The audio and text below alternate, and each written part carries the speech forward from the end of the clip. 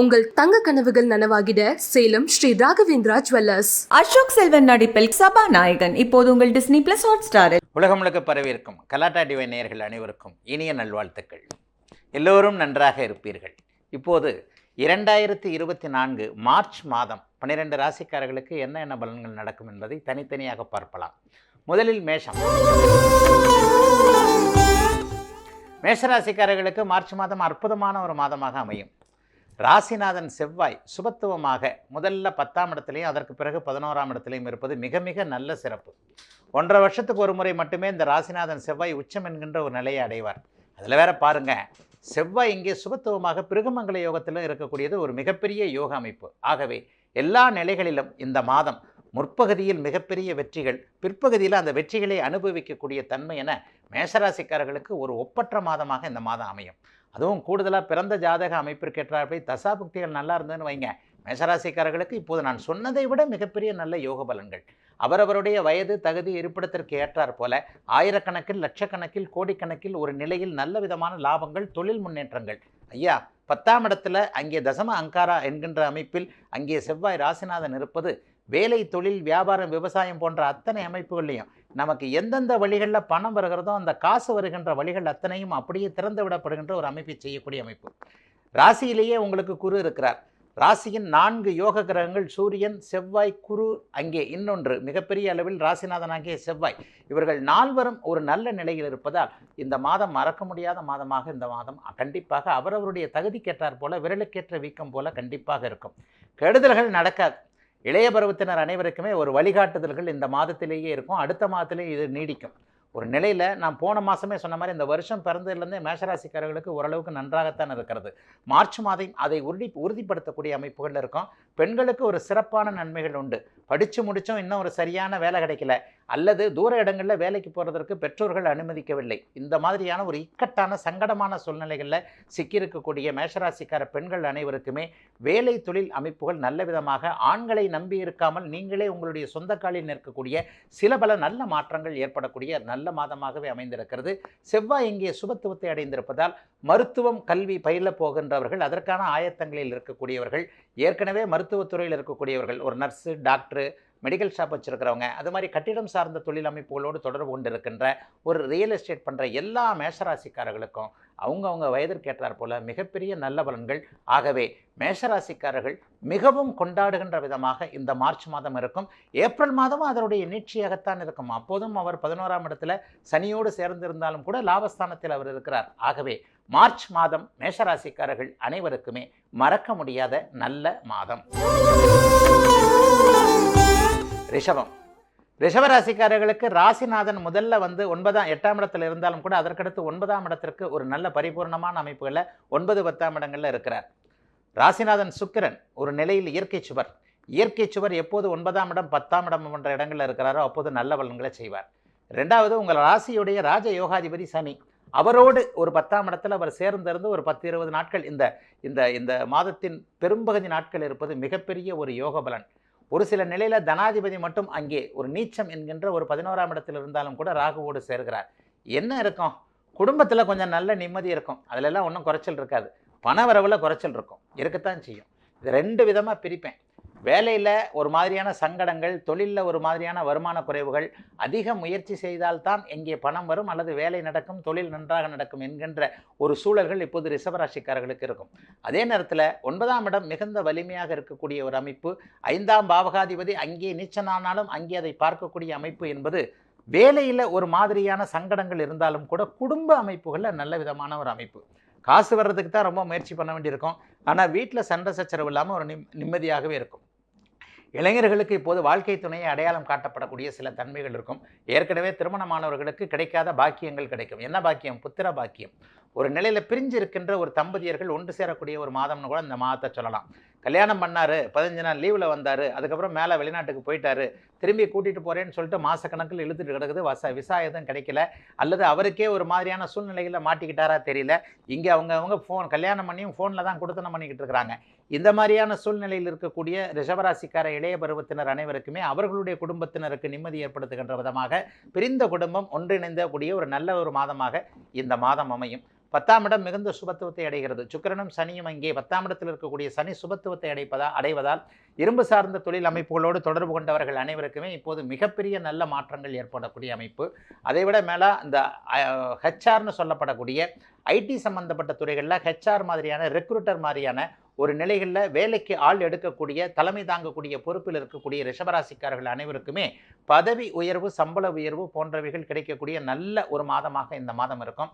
அறிவால் தொழில் செய்யக்கூடியவர்கள் முதலீடை பண முதலீடாக இல்லாமல் ஒரு நிலையில் உங்களுடைய புத்திசாலித்தனத்தை வைத்து முதலீடாக வைத்து தொழில் செய்யக்கூடிய ரிஷபராசிக்காரர்கள் அனைவருக்குமே இப்போது அதற்கான நல் வாய்ப்புகள், கலைஞர்களுக்கு மிகப்பெரிய வாய்ப்புகள், சினிமா துறையில், தொலைக்காட்சித்துறை, ஊடகத்துறையில் புகழ் பெற வேண்டும், அதற்கான முயற்சிகள் பயிற்சிகளில் ஈடுபட்டு கொண்டிருக்கின்ற அனைவருக்கும் மிகப்பெரிய யோக பலன்கள் நடக்கக்கூடிய, இளைஞர்களுக்கு நல்ல விதமான ஒரு அமைப்புகள் நடக்கக்கூடிய யோக மாதமாகவே அமைந்திருக்கிறது.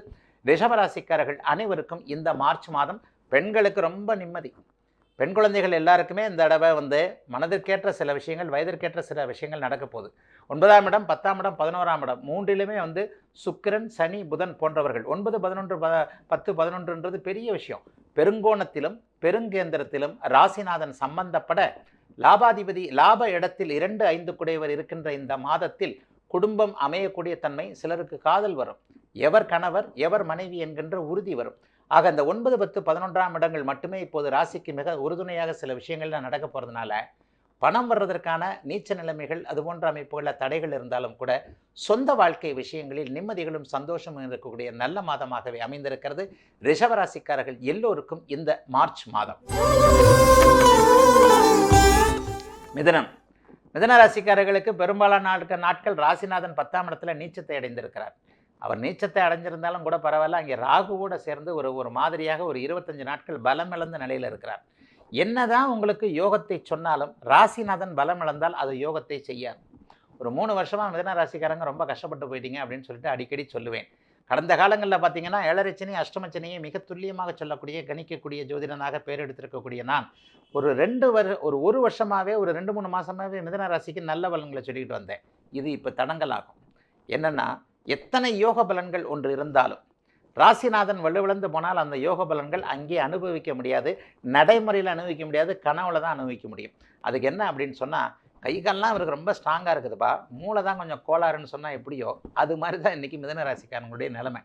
எல்லாம் நல்லா தான் இருக்கும், ஆனால் ராசிநாதன் இந்த மார்ச் மாதம் முழுவதும் பலவீனமாகிறதுனால அது சரியாக அனுபவிக்க முடியாது.